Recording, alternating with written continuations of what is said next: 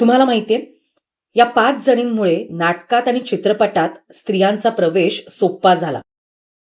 तेव्हा या रणरागिणींनी इतिहास घडवलाय. 1913चा काळ.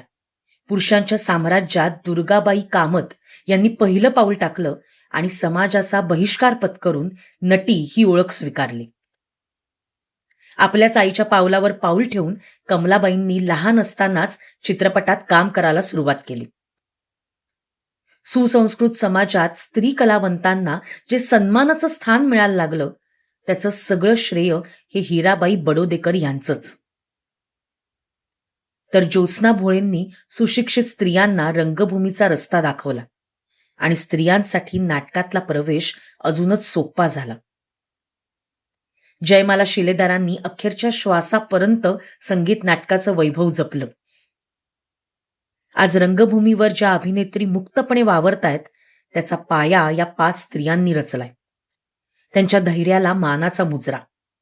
आणि जागतिक महिला दिनाच्या तुम्हा सगळ्यांना शुभेच्छा.